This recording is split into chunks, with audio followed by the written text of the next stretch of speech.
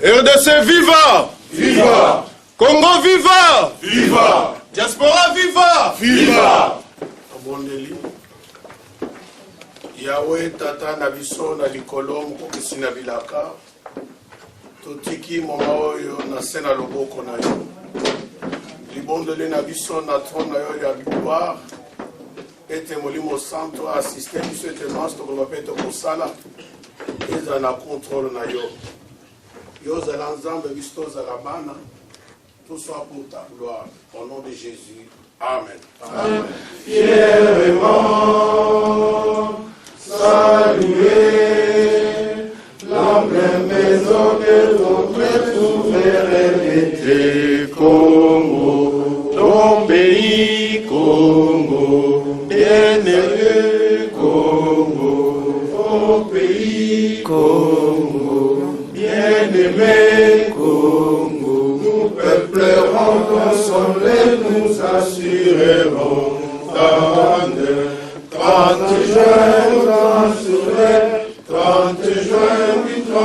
juin, jour sacré, soit les témoins. On nous dit que le 8, le 9, le 10, donc lundi, cargaison moko elongwa qui na Anvers, ezokende Kinshasa, ezokende koma na Boma, le 10, eza na kati, baminduki ezali, 4 conteneurs à 40 pieds, 30 véhicules 4x4, ezaki ya basoda, même tiango couleur, ya pembe, pour elongwa net eza ya basoda, donc kotaki na port ya Anvers, okoma les 10. Donc malgré nous ces osalama, bisobe tozolanda po toyeba qu'est-ce qui se passe et malembe totika place ata moko ezala vide. Donc pour nous lits de pes bitumba eza to baisser bras té. Jamais on se mobilise tokende ti nasuka. La victoire est certaine. Des bandades et côté na camp adverse. Nde bozo mona siko ba tractation nyonso ezo salama, minduki ezo ya, mais ba to bayebi ke ye batumbi, we ezo uta na Anvers, ba côté si yango na muyibi et côté mais to yebi quand même ke cargaison ezo koma na Kinshasa, Boma et koma les 10, biloko nini eza na kati. Donc eza neloko moko oyo ya kobomba na te. Bon, il est le temps qui soit sur la que Kabila ba minduki makambo belé. To kena parlement na bandi kuswa zaliao. Ba yebi suso makambo belé. Et l'autre comme qu'on a to kutu ba biso 20 mai jitomela. Ba to servir biso ba parle français. Je me suis dit mec, ah. Ba to ba servir biso parle français, c'est quoi? Au comme ba mona komona makaroto lati. To ina ba papa botende ba to belé. To tana mangulu. Mais si elle qui dit bosso a fait ce discours na ya banya una Swahili. Jambo yeno ba iso congolais do tubisana tubeti mabo et na kati ya discours ne bazo souligner que non il faut bino ba diaspora bobinga bato baza na Congo ça que baza na kimia ba kile tangate bona boye Congo souffrir mingi bona attends nangi fait pesa kanali se pesa na kanda to bibi libanda to ki ba discours mo pe ezape ole katango na ba télévision so na zo tuna biso mutuna Kabila a soumis ba arme na yenyo sopona ko détruire Congo. Ça c'est vrai pour ngai moko na kati ba losambo na ngai na sambelaka na muna kike ba ko bomba ba machete makila ko sakana te. Na subi na pongi na kuti na zolela ya solo. Na isimo sinanga na bien en tout cas. Il faut tout bon na parce que danger za na Congo. Sikoyo biso skaskoyo. Ba discours nyo so ba ko pesa wana eza distraction ba ko pesa na ba congolais po bala la pongi. Pour que les Congolais, diaspora, c'est une force. Attends la Bible, les force. Marwana bango suna libande pour révolutionner Batouana. Parce que bisone to pesa bango mbongo biloko kolia bas bana na classe. Ce qu'on bazu service sur Batia mboko yo. Babi ba kosala réunion aux la France, réunion aux sur na mboka nini, pour ba yisa so ndenge to vanda pour te kimezala makile tangate. 8 millions bakufi. Moto moko be on a unité, basale loko moko te, 8 millions bakufi. Ce qu'on babi boyeno tola la pongi tol belo ko moko te baninga na zo bondela biso toza la distraité na ba discours nyo so na bazo ya nango toza la distraité oyo nzamba so nzamba ligike mu pepa ngoko na Congo totika ngoko na Congo to boma yango te na ba discours akola sa papongi oyo mundele za nango Pendant que les Congolais, bah moussou la carte on dirait bah ça déjà corrompu dans mongo bazui. Alors tout tika makambwana. Mon temps qu'on s'en a passé, c'est non. Il y a une vérité. Tu sais qu'il y a un pouvoir. Congo et Kouzouama. Ça, ce sont les prophéties. Dans le livre, dans un endroit, on a autant l'action, c'est que Dieu avait déjà prédit. Bah, que Pelé nous a mal en Bango. Congo et Kouzouama liberté. Ça, c'est vrai. Tolinga, mais tu as une distraction. Ce que vous avez bon, on a eu, pour vous avez malédiction. Dans un autant, mon candidat, il y a Joséphine Kassavoubou, a commis un lobby. Tant que nous avons recherché un livre, mon papa n'a commis à rien de base. Tant que nous avons un document vraiment très important. Mais quand il y a un document qui est en tangi, tant que Zomsi Kassavoubou na base, vieille village qui est là, toutes les questions. Papa Kassavoubou. À quand est-ce que souffrance à Congo aussi là, jusqu'au lobby, à Islam Vitala, donc traverser difficulté, mon ya kusakanate, nzala, pasi, minyuke kuzala, donc quand on a un tunnel, mais boye baké, les ruboko mona moko ya Congo, a télémi liboso d'étrangers, mokili mobimba ba koyoka ye, boye baké za ba signe, ya sorti na biso ya tunnel. Vous comprenez ma camboy. Alors. Sur le plan spirituel, il soit en Zambé, là pour raisonner, oui. Est-ce que tout le monde a été que Nazar fanatique et Tshisekedi? Ça, je dois dire, Nazar a monté des pièces de papa Yowe. Quand on a tout à la Maluba, Kassabouba Lobaki, avec tant de monde, moi, on a pas dit que Tambola, bah, y a mis presque mon kilomètre avec ma camo yango. Les lois, on est toujours vivre, Tshisekedi aux États-Unis, Tshisekedi au Canada, Tshisekedi dans Mboko. Alors, tout se placer, place. C'est clair. Soyez clair, vous avez ONU entre un frère et un ami. Soyez clair. Tout ça, soyez à Zaliboso, à sa Congolais, à Nassaba Congolais, tout supporter ma Camboyo, mais au Sabana Congo. Vous avez cité, vous avez mis Bali. D'accord. Kolobana Sima, que pour l'année des Zaka, UDPC au Téléma Awa, et à les autres diriger. Né militaire à l'Obiwana, et ça, les Kamaï de Pestin. Et c'est le Congo. D'abord, n'ayez pas le bilan militaire. Ce qui est là, il y a quelqu'un d'autre à Télémi Awa. Lobby, il y a quelqu'un d'autre à Téléma Awa. Qui va suivre Nani Oya Ofanda, quand même, na Bango, parce que Bakolo va Awate. Qui doit suivre Bango, copier sa rapport. Qui doit suivre na ba pasteur eza oya ko diriger réunion mukolowana oya ko diriger parce que suivi il faut ça il faut moto ayebi likambo azal il faut oya ko relay nde banglais ba lobby na ba militaire awa parce que ba militaire ba sala rien ici bango bazozela bango nde pa na biso alobi bien que toza na armée oyo et panzani partout na chaque mutu nanga parce que militaire azani tu mwasi ndumba oyo nyonso akokota na palace wana ya présidence akokende wana mais toyebi ke bao baze pa na biso baza ba militaire na biso te baza ba congolais te bao ya be yango now nani mutu akosala relay wana entre bango kozwa solo na bango kokende oyo afandi awa lobi oyo afandi kuna papa na mama ezali kambote ya Théophile ya UDPS. Ce n'est pas parce que je suis de l'UDPS. Mais je parle en tant que maman, aussi en tant que Congolaise. Momo Massou a ce qui il faut que tout ça soit dit que Massou a comme à destination. Donc papa Tshisekedi pour le moment, il y a des leaders. Quoi zo bunde tumba munene na mwana ndeki. Mais na koka moi ba misusu ba ngba na tendance lokola oh bazo koma ba titre na bango élection ou révolution. Élection ou révolution. Toujours sima. Na moment tout clair.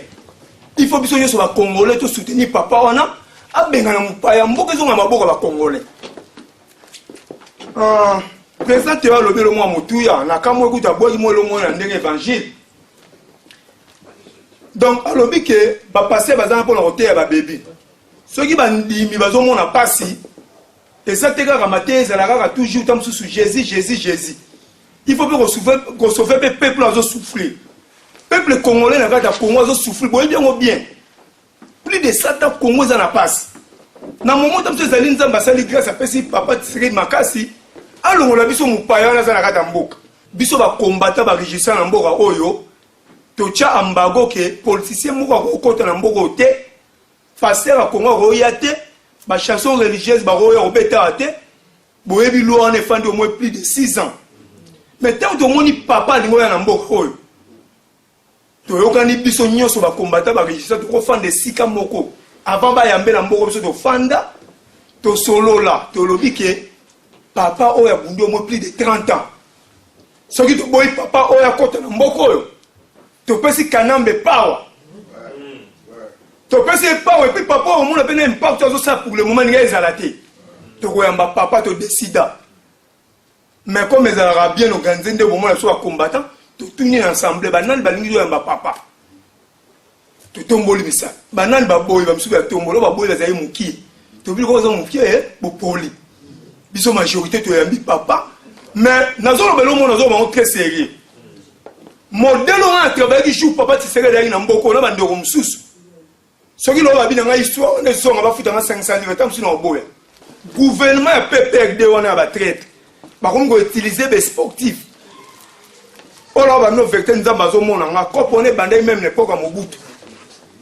Par contre on financer des sportifs surtout ba na leader ba maître oyo baza ya Kombo. Ba pesa ba gambo. À partir de ça ba gambo ba on va utiliser biso sur belé. Pour tout ça là on va lingi. Jeona kanambe na gouvernement PPRD ba bandi yango.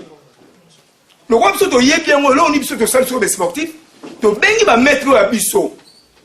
Maître boy ma solo na bana na 90 boy. Siko ege la bino nde ba dia tout juste ma bando ya. Maître biso ba maître on a plus pour ça là on te tout deux ans besoin de libération à Congo. To li papa zo ma solo mboka zo na maboko ya congolais. To ça le fait fort. To casser moi va gérer de façon que bandi masusu corruption en até entre ba mettre option solo na ba surtout na za mona matete ba mettre nga ya matete ba mettre fuluta ba ABC ba sportif nyoso matete ba gérer na matete. Donc d'un côté tout se sauver kaka mboka. Bon tant si boye ba raté ba sportif ba artiste ba sportif to za artiste bisona ba musicien to za presse ba ramoko Moutoura Bokechu a bondi des années. Boye bien au bien. En présent, Ermoura Bossana, Moutaro Bossana. Au moins, à travers la chanson la révolution, tant que je suis mis balé, on multiplie un peu les familles, on a partout dans le Congo. Le message est que ça, là, que le peuple a l'ignorance à comprendre que tout le monde a Moupaya. Album est mis lobby dans le déjà. Et moi, 1000 en London, mais moi, je suis qui. Ils ont 10 livres. Bino, si vous allez à plus. Ils ont décédé dans la carte. Banzembo a bien dans le Sabino. Ils ont pour la colonne Moupaya Namboka. On a un an là-bas, il y a un mois. Un peu bref. Bon, message au Nazalango. Pour la bino, na yebisi ko bandeko, tant na mona pas la télévision abonné, il fallait na quitter na voyager depuis jeudi mais na changer voyage na voyager lobby na zoke na Allemagne. Mboka ndenge za boye biso nsi to yebi histoire ya mboka o. Mboko depuis conférence Salama à Berlin le 15 novembre 1884. Mboka wana ti lelo nane zo indépendance te. Soki mutazo kanisake toza l'indépendance ko célébrer indépendance le 30 juin alors toza olala toujours. Mboka wana eza indépendance te. Et puis batu ndenge na okaki masolo ndenge bolobi bandeko ke na Congo na Kinshasa nde ba décision ezwamaka. Décision moko te ezwamaka na Kinshasa po mboka wana etambola. Photo de la conscience de causes la politique et bien que mboka wana ezali n'indépendance te indépendance eko uta ndenge ndeko pasteur alobaki na niveau spirituel. Si vous avez dépendre spirituellement dans tout, vous avez dépendre de tout ça au canisa qui est problème. Tout un problème, il faut communauté, soi-disant communauté internationale, va aider. C'est ça la dépendance. Il faut qu'on soit indépendant. Que biso batutoza te créement na image ya Nzambe. Makambo na très profond. Soki o yebi Nzambe qui est Dieu, on a pouvoir nyonso ke lilobeloba mi boye makambo salami. O créament na image wana cela veut dire on a pouvoir moko ya kosakana te. Mais alors faut la conscient nango. Faut yeba comment utiliser pouvoir wana.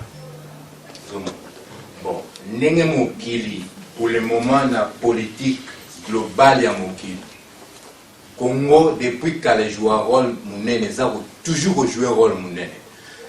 Ba plan ezali na batu ya libanda oyo moya ko solo la boye ezali te ba plan eza très précis, eza bien calculé. Donc basala na Soudan. C'est ça. Alors faut que la sage. Et là on nyonse ko senga ke ekabola biso donc on peut exactement la différence na biso c'est comme dans la famille. Eza bozana ba différence en tout cas eza moment ya ko sangana. Oh et le côté toujours vanda, toujours se déplacer. Pour tout y a place et j'allais pour na bolingo toujours nango pour na Congo. Surtout na bolingo Congo te. Ndeto vanda.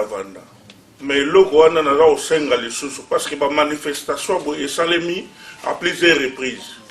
La réunion boye, tout à l'heure, le logo to benga rasisiuke. Namboko. To yebika ke, c'est sûr que le lot est comme faible et koufa, kaka de même tête ici. Nde baboumango, pour na ba confusion. Ya ola taba galon. Et le logo pende boza au salaboui. Et ça bien. Mais dans le monde, un message il y a toujours, il y a IDPS. Tshisekedi n'est plus le candidat de l'IDPS. Tshisekedi est le leader de tous les Congolais. Wano to longole loko wano. Dede. Batuka kandenge nani kaza dia utu koloba ake.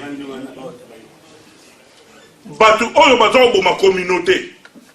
Ba bazo teleme la communauté kaka biso.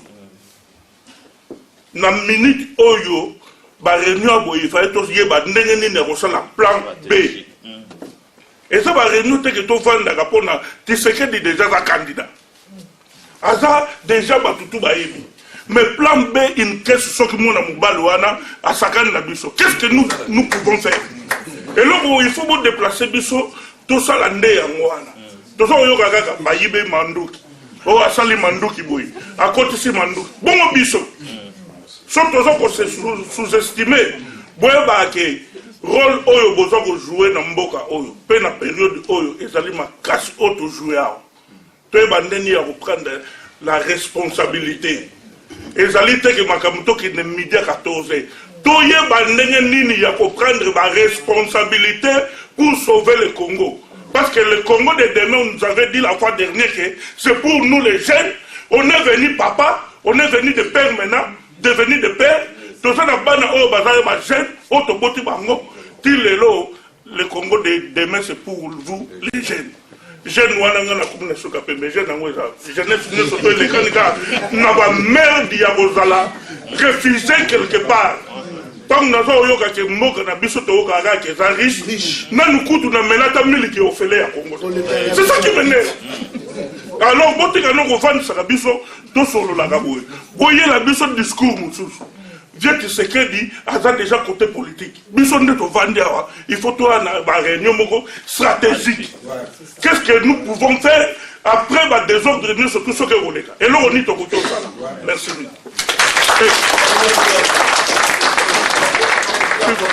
Naza osenga pe na baninga nyonso to alumbe toza na réunion moko o il faut mutu nyonso tout pour to monique force na biso zo dimne c'est parce que nga naza mutaboy nga naza mutaboy toza no Congo liboso tous les bandeko nyonso tu ya lumbe na bia mote te ya lumbe tokota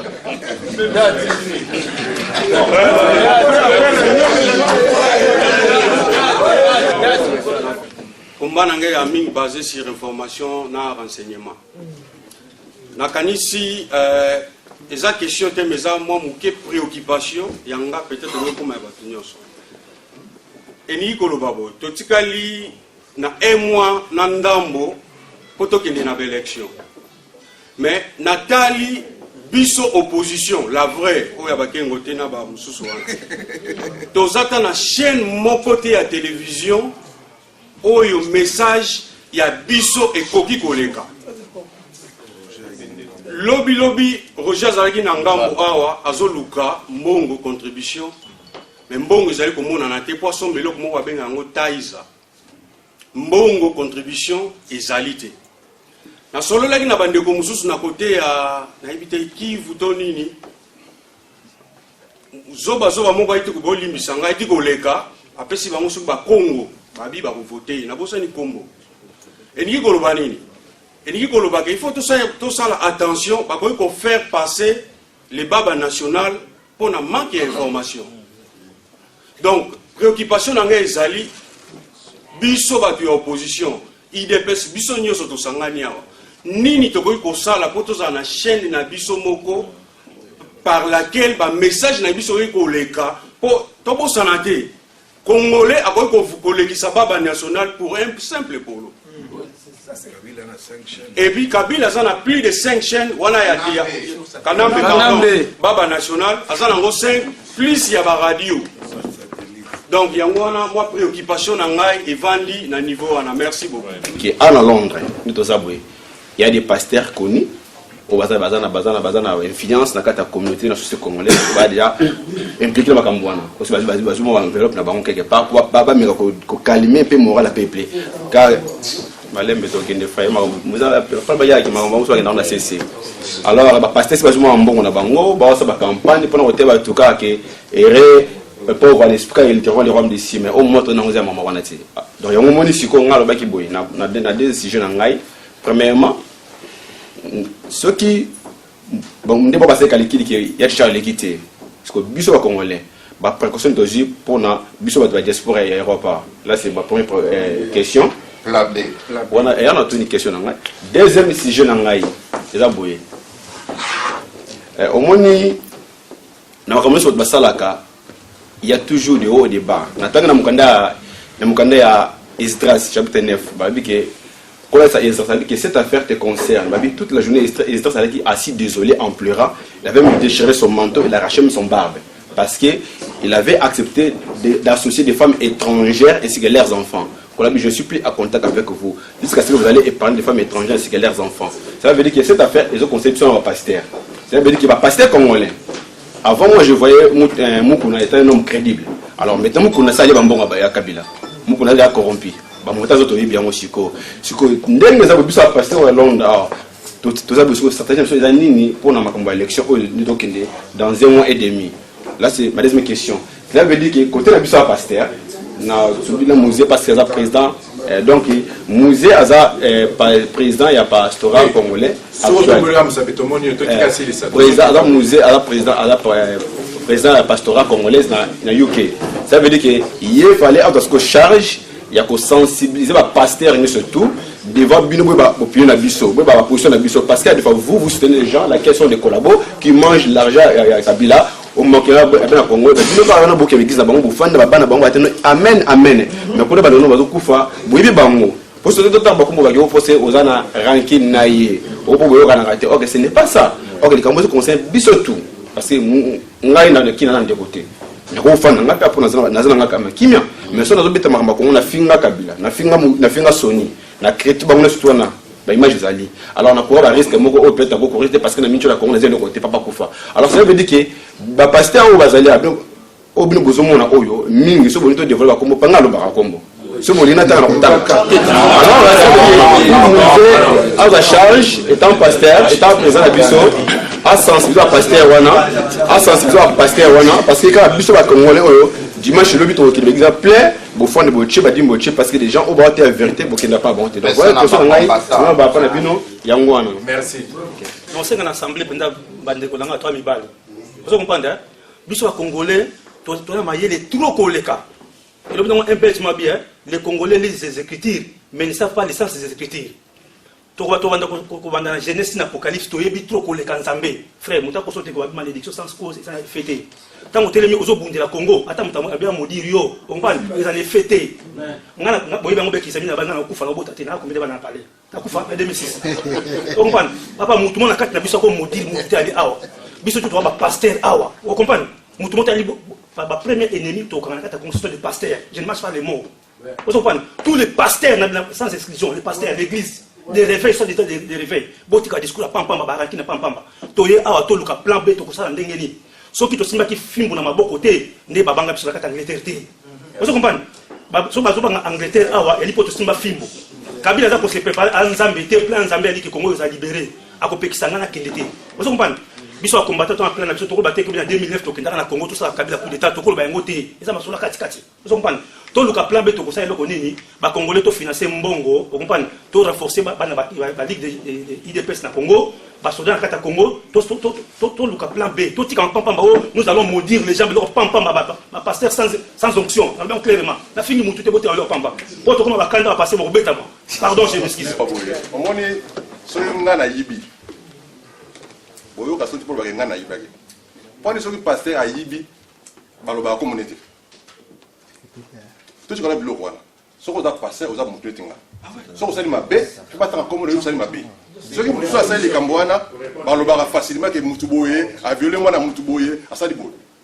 Passé moi à Birmingham, à quel moment n'est pas naïe, à quel moment on a ça. Mais pas fondé parce que ça fondé, mais c'est un bébé. Mais c'est ce qu'on a dit quand on a bâti. Moi, je suis le roi, il y a Sali Boye, tout bon bail pour la militaire. Donc, Sali Mabé, absolument, Sali Mabé. Deuxième chose, Nangana Senga, on n'a pas combattant.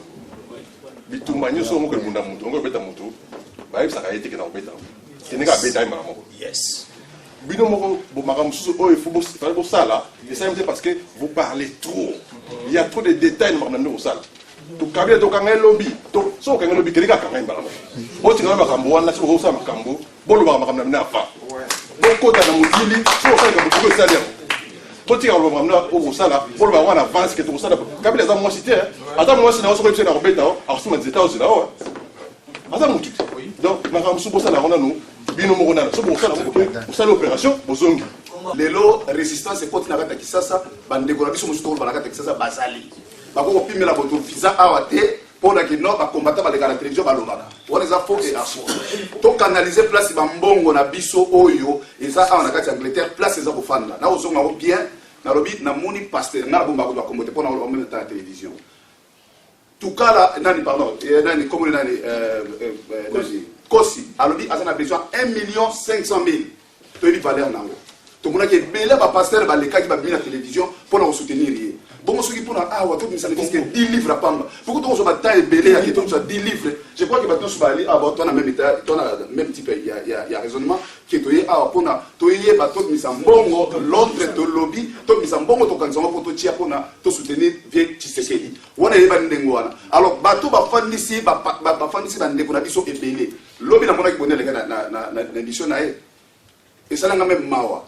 Moukore Salaki, il y a Kosi. Basi bazali ko benga tellement ndio sana te même bambambo wala puta ya solo mais bazali ko benga kaka mais lobby il y avait au moins 5 personnes ko benga ki mais la tête na bango moi c'est maika moko puis moi ça posait bango question alors parmi ba star na biso o bazala awa pour nani toujours ko bango te au moni bato bakangi bato na kati bandako na bango baza awa te ba passer bakangi bato na kunda ba ali ati il y a to boso mona maps mon cousin maps akanga bato avec nani tukala akanga bato le ministère a combat bakanga bato. C'est ça, la place où bino ba pasteur beaucoup qui vont négocier. Mambote qui vont na ba la chrétienté. Fanda la télévision, tu fais une émission, tu vas combo na yé, tu vas dénoncer, tu vas mutu mokoté. Basi ba bomi ba to esili, au fait na ba to déjà pour passer en.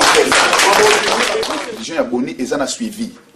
Blague à part, tosala bablage te télévision boni eza na suivi po bato balekanaka omona lelo mwa mutu moko ya mwa genre kasi olekani na télévision alobi oyoka batelefone bandi omoni mutu wana omoni mutu sadi balandaki yango alors tosololaki na boni ke nazozwa programme de chaque dimanche de 20h à 21h oyo tokolobela kaka makambo etali ya campagne oyo ya makambo ya vie chichi sikoyo mbongo wana asengai ngai napesaki deposit na propre mbongo na ngai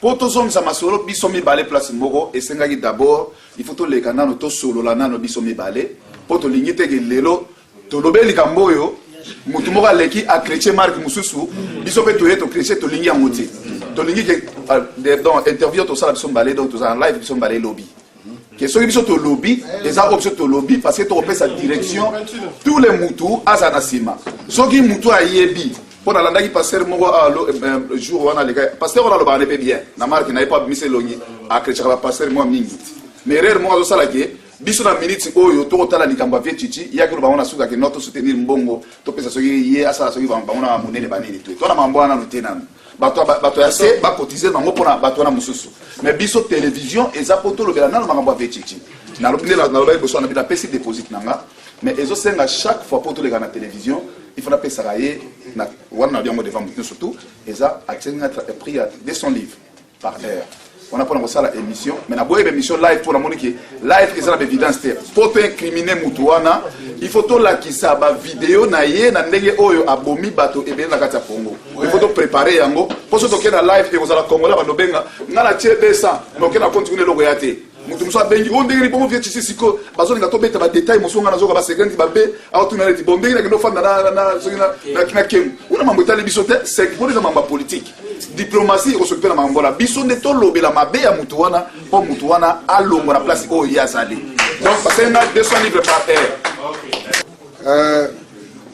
ngai eloko na koloba po na biso ba congolais tozalaka mingi négligent tango ekomaka makambo ya mboka na biso mais naza komona na télévision na église surtout oyo ya pasteur Kosi asalaki cotisation pour la likambo etali télévision na ye chaîne na ye na kati église na ye batu ba cotizaki mbongo ce dimanche passé na moni batu baza cotiser ba 500 livres na enveloppe voilà baza cotiser ba 500 livres ba 1000 livres na enveloppe en total mbongo wana surtout parce que si dimanche o elekaki asalaki à peu près 10 000 livres na journée moko et batu bakoyako compléter o etikalaki dimanche prochain o ezoya ya lobby alors ngai na yebite batata to vendre toza quand même mibali to luka moyen surtout tant tozo kutana samedi autre kutana moto surtout ali awa aluka ne fils que 50 livres to banda ko cotiser mbongo ne fils que 50 so ko tia plus mais ngala okumba 50 livres na ngai pona makambo etali ya Congo. Depuis cotisation commission moko kutana po bamona avec Kosi a libéré masolo oyo commission moko pe fa kutana parce que écoutez alobi lo kasolo ngai président Ngombo vraiment résistance wana eza musala ya résistance bango baza kozwa mbongo ya peuple congolais mais baza cotiser rien pour la libération à Congo alors biso to lingi to zo makambo wana à disposition bon et là on a la repaxer sous moko ezali boye mapinga bazali wana biso résistance ezali militari politico militaria biso to ezali prêt ya opak mapinga ndenge nazali awa nazala point ya kosimba M16 donc nazali loko banga te nalobi yango awa video ezali awa donc merci on a eu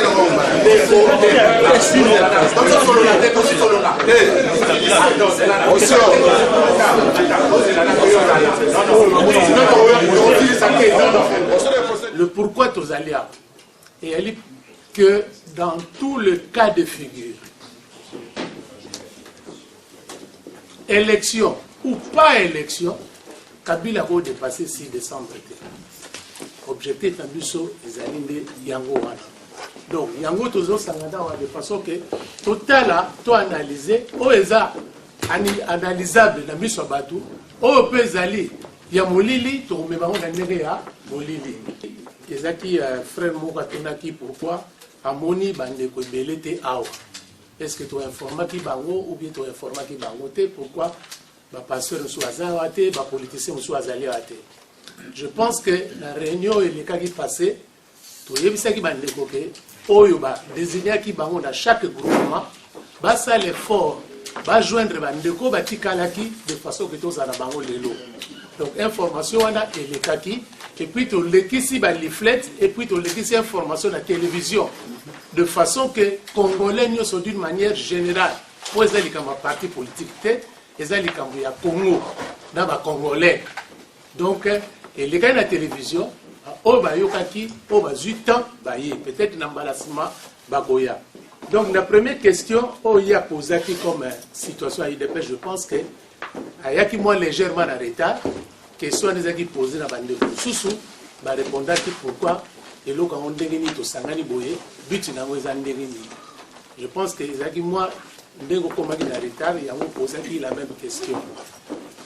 Réponse ya ndeko yalaki awa ezali ba initiative ezo sala na Kinshasa oyo IDP sangani na bandeko mususu bazosala ba action ensemble ezolakisa te ke neti toza liboso toza ba chef ya ndenge bovandi wana ezaka sorte ya organisation tomemi awa mpona objectif moko très court na décembre eloko ezali eloko tozoluka topase na pouvoir eza eloko ya kopérenniser yango te. Alors ozalaki te yango nde réponse topesaki na bandeko yango tocontinuaki réunion.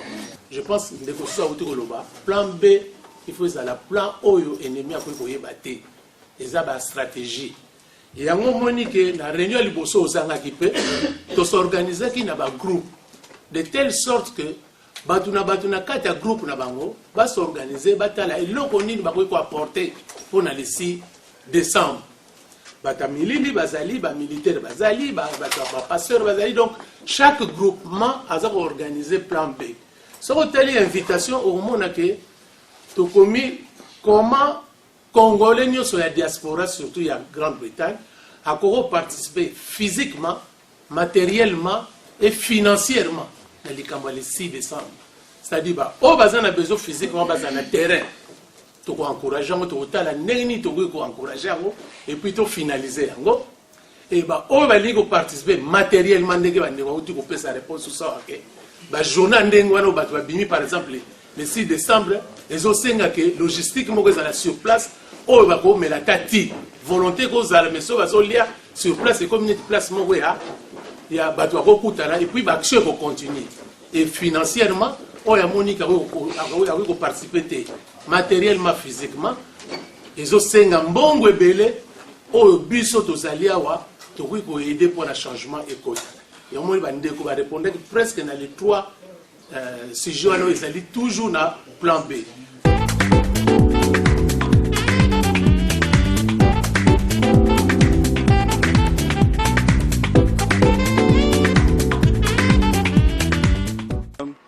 Kabila Kanambe Hippolyte, dans ce message, il allait directement pour Nayo. 10 ans durant, il y a règne na kati ya mboka na biso, tu as occupé notre pays illégalement. Alors, le 28, Olingate, ezali départ Nayo, na baeban so basala ki Nayo elongo.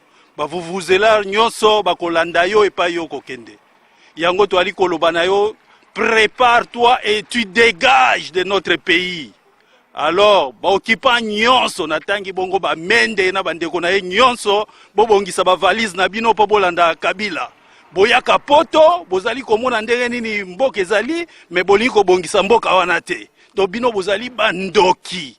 Bolingi mboka wana te bolingi bino bovimba mabumu matama peuple wana souffrir mais tango ekoki po pema wana peuple wana pe ali a tomate ali a maki ali ani yango toko yebisa bino ke le 28 olinga te tango na yo ekoki. Peuple congolais voté utile. Utile c'est monsieur Étienne Tshisekedi. Nazali militant ya IDPS te, nazali militant ya Ngwanda te, mais nazali peuple congolais convaincu. Donc nazali koloba pona cause ya mboka. Ngwanda n'a rien à faire. po mboka wana ndenge ezali kobeba mutu nyonso tu aza na mayele o aza na conscience azali komona yango. Donc biso to bana mikete po ngwanda aya koloba na biso ngwanda n'est pas notre leader. Comment se fait-il dans un pays où ministère ya énergie ezali mais bato bazo zanga courant, ministère ya énergie ezali bato bazo zanga mai, et jamais on a pas besoin primaire. Donc dans une capitale telle que Kinshasa la belle et comme ici koyo neti atelier ya ba charpentier to ya ba mécanicien ba avenue nyonso, combien ya ba groupe électrogène oyo azotoka kuna, c'est contre même l'environnement. Et puis makelele milinga, donc jamais vu au monde na capitale, je dis bien na capitale ou bien dans un centre ville ba utiliser ba groupe électrogène lolenge ezali lelo na Congo. Ozo mona te ke wana elakisi ke oyebe lokote ozo sale lokote et tozali na avant même batonga yinga zongo ezalaki kopesa électricité, mais bokoki ko réhabiliter même zongo. Et puis inga mbongo kaka kuyiba kolia koyiba kolia koyiba kolia olie bobongisa biloko wana. Et puis oyo bato bafutaka wana bosalaka na ngo nini? Même ba câble ya pamba ezate. Donc il faut kaka bibamba mutu anyata boye akangami akufi. Donc eloko nyonso ezali na Congo ezali donc na danger contre même population wana. Alors ba chiffre pesa kitango sali discours moko donc fallacieux que ozo futa oyo autant bila positif bila na yo moko, hein, ozo kosa nini ozo sakana na banani que ozo futa o ba avocat ba juriste ba magistrat ozo futa bango des motards, donc montant moko exorbitant. Or tu ne payes rien comparativement à ba chiffre oyo avancé. Yomoko, tu ne maîtrises même pas les chiffres. Un président de la République qui ne maîtrise même pas les chiffres. Na ebité nana salila ki yo discours wana parce que Yomoko est capable de le faire. Voilà. Alors, keba tika tozo yebisa yo dégage tika. Soki ba kolombo ka ba yebisi yo tika. Bana mboka ba congolais na pesibino losako nga nazali commandant Fofe Benano ya Somele, nazali commandant ya armée révolutionnaire congolaise Arc Mapinga, siège ezali awa na Londres. Mapinga eza ko sangisa ba militaire bien formé oyo bazalaki formé na ba pays ya bapaya na mboka na mosolo oyo ya bino bana mboka les contribuables. Il y a que les fers qui aiguisent les fers. Kaka ebenende ekoki kubeta ebende puisque makambo oyo ezoleka na mboka na biso. On nous parle de soi-disant élection. Nous avons des informations. Tozana batu na biso baza si place na mboka. Il se prépare des carnages na mboka. Kanambe a kotsi ba mercenaires na mboka. Kanambe a kotsi ba rwandais armé.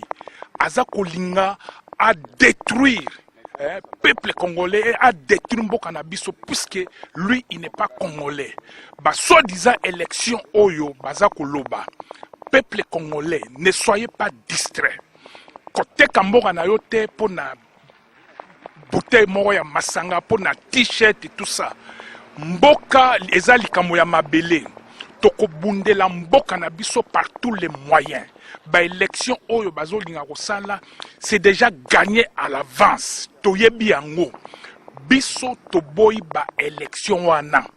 Nous savons tout. Nous avons des renseignements. Ce ne sont pas des informations. Nous avons des renseignements. C'est-à-dire des informations bien traitées. Comment ils se préparent donc il y a koboma mboka koboma population puisque ceux qui ba élection ça les mis librement et démocratiquement, il ne va pas gagner. Ce qui s'est passé en 2006, Boye Biango, vous connaissez la suite. Et ça va se répéter en 2011. C'est pourquoi Bisso Banderona Bino, Otozan à Londres, les combattants au Bazan à Paris, au Bazan à Bruxelles, États-Unis, partout, nous sommes debout. Topesi ultimatum na Kanambe. Kanambe doit quitter, de gré ou de force, puisqu'il n'y a pas de démocratie chez nous. Nous, les militaires, nous viendrons sauver la démocratie qui est en péril dans notre pays. On ne peut pas nous tromper par des soi-disant élections où déjà ba carte électorale, tout ça, si ba pesi bandegone, ba rwandais, vote si salemi tout ça, ba ko distraire biso. Na résultat moro ya lokuta. Nous sommes déterminés. Nous avons prêté serment. Makila na biso po na ekolo. Je vous dis, bandeko, nous allons mettre en application slogan na biso wana, serment na biso wana, makila na biso ekotanga pour notre pays. Nous ne pouvons pas laisser notre pays. Ce qui s'est passé en Afrique du Nord, ezako kita, toko kita na yango kuna. S'il faut mourir, nous allons mourir là-bas. Non, colonel, on vous accuse aussi, Balobi Kebino, surtout ancien militaire, c'est Mwanda qui est derrière le mouvement Nabino. C'est Honoré Ngwanda, nous avons du respect envers lui. Yazo Bundela Mboka na ndenge na ye, biso pe tozako Bundela Mboka na ndenge na biso. Balobaka l'ennemi de mon ennemi, azali ami na ngai.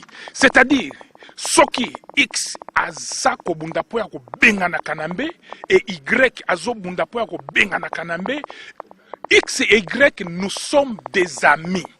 C'est pour cette raison je voudrais lancer un message à tous les combattants résistants congolais, politiciens.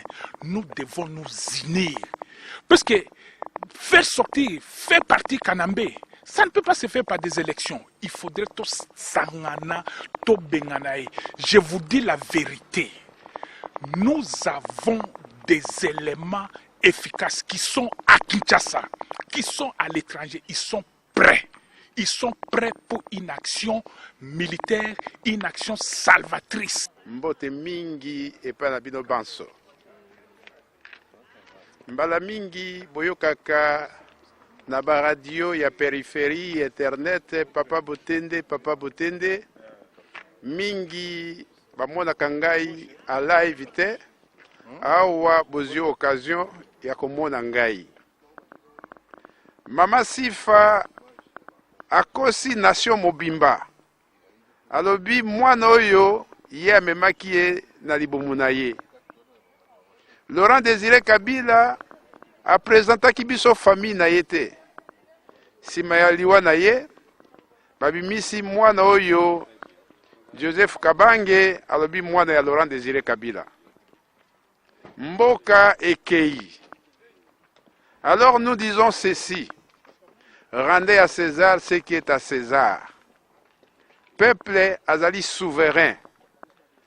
La seule façon pour le peuple à participer à l'exercice des pouvoirs, ezali participation naye par la voie électorale.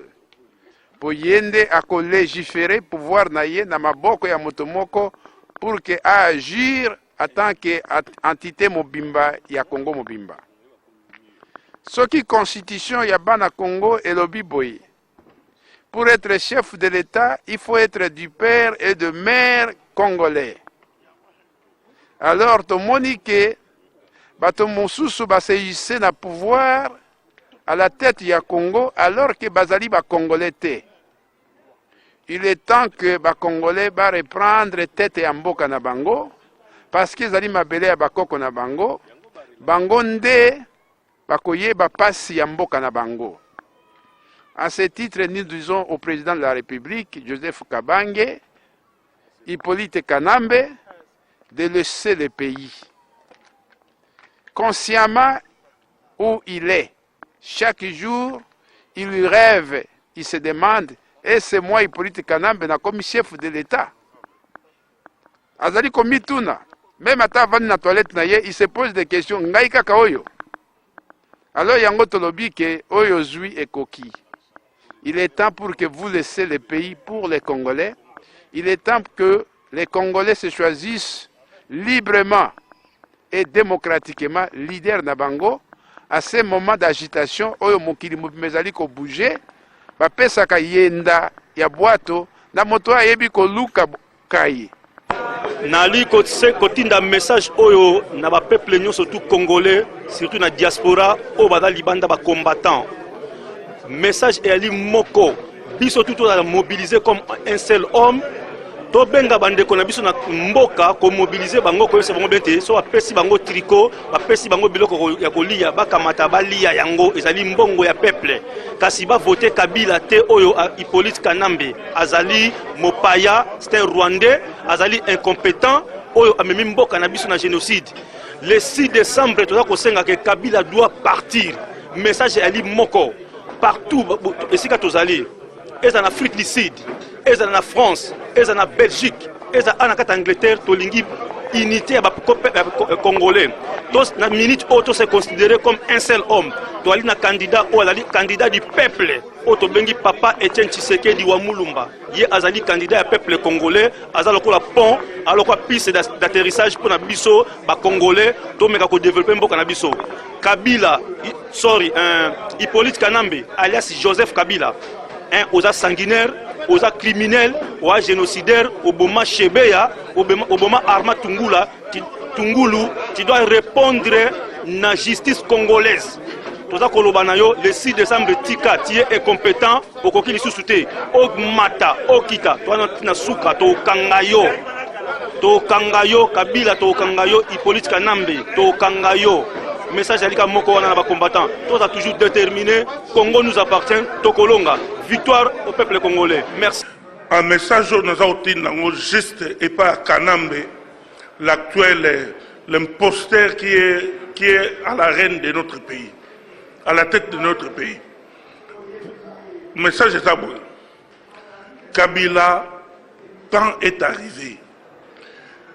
Cette fois-ci, tu dois partir. Il faut aucun de nous allons mettre nos mains sur vous.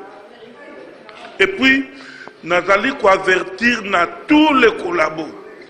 Vous allez passer à la justice congolaise, la vraie justice. À partir du 6 décembre, vous serez tous aux arrêts. Musiciens, tous les collabos musiciens, tous les collabos journalistes, surtout, pour passer la vraie justice congolaise. Donc, nous allons déterminer, tout le monde a dit mbote mingi, to bundi mingi, bitumba oyo, les alliés abattent mon côté. Bidonde bozalia. Ceux qui, bon, comme tant y a vote, boye banane beaucoup voter. To voter, c'est que du biso tout. Mon côté aya ko influencer bino na ba tricot na ba biloko mo pambala o ba opesa bino le lobby beaucoup vinzala tande bakosi Congo bakosi ba congolais na 5 chantiers et ça ça absolument rien à Congo donc era distraction sili alors biso surtout après les 6 to biso surtout au service de notre pays. Merci beaucoup. Et un message à biso wabino lieutenant colonel Kamanzango Kabo soka mosomongolo esmabe ndeko nakazango nzungu mwete lumbe zumba ndetoto boto bodebwe ayatola naningi kopesa longoni ya mingi na bandeko nyonso tu ya Afrique du Sud na bandeko nyonso tu ya France na bandeko nyonso tu ya Belgique na bandeko nyonso tu ya diaspora nyonso totelema moko pe tobunda tokende kolibere mboka na biso. Il faut tout longola mboka na biso na maboko ya bapaya. Mupaya à la tête de notre pays, c'est Kanambe Hippolyte. Nous allons déterminer. Les 7, on sera à Kinshasa et nous allons danser et nous allons boire et jouir la liberté de notre pays. Merci Nsukiwan. Merci Mingi, je me présente d'abord comme on a adjudant Manon Benengo. Nous avons invité na réunion à IDPS vraiment bandeko balobi selon ndenge makam na bango ba stratégie na bango ndenge zo kende vraiment ezali esengo mingi Donc alors nous voyons ça message amis na peuple congolais boye ba koza destiné ya vinabino boye ba koza destiné ya makambo etali ekolo na bino message za ke boye ba ke eza na ngona rambo moko te akoya po a libérer mboka wana botelema peuple congolais bolongola eloko o babengi la paix mutu wana Hippolyte Kanambe Alain Joseph Kabila il n'est pas d'innocent aza mutu makila na biso te azali ndeko na biso te vraiment totelema biso tout ensemble to bengana e po ete un congolais avanda wana pona état de droit pona akipe vie sociale ya ba congolais po ete mboka ekende liboso nako pesa message mingi na ba officier supérieur o bazana kati ya mboka na biso boyeba ke bozali ba congolais ba officier supérieur boyeba ke mwana wana soki bozo kotikila mwana wana ta akosisa bino ndenge aboma papa na biso mbunza mabe ndenge aboma papa na biso bandeko mususu o boyebi donc vraiment ba officier militaire vraiment botelema botika bobangi pona bana mura. Merci ndeko mopanzi sango na occasion opesi ngai na loba na micro na yo biso tozali mama mingi ya koloba te na kombo ya tous pour Tshisekedi for president mouvement oyo ezali chargé ya campagne financière ya Tshisekedi na kati ya UK ya biso ezali tozali koloba na peuple congolais boye oyo nyonso à travers le monde et c'est à Angleterre en particulier oyo nyonso ayebi ke nano a contribué te atikala kobanda kosala ngo a partir ya lelo bon compte ko défilé bon mona compte ko défilé na website na écran botia mbongo oyo ayebi ke nano atie te boyebi objectif na biso 1 million de dollars pour la campagne ya monsieur Etienne Tshisekedi oyo ayiba nano te bambongo na Congo. Alors message ami balezali tolobi mwana ndeke tana ekoki ba mataba kita c'est la fin oyo nyonso etikali bazali kosala eza ba digression ezali ba tulokola ngonga ekoki alinga kufa alinga se noyer ndele babimisaka mutu ya suka batu ba mona yeba pesa ye adieu. Donc na lobby message ya suka na kombo ya tous pour Tshisekedi ezali ke c'est fini pour monsieur Kabila terminé tant na ekoki. Je dis et je vous remercie au nom de tous pour Tshisekedi na kati ya UK. Merci, c'est Bart Ngoma.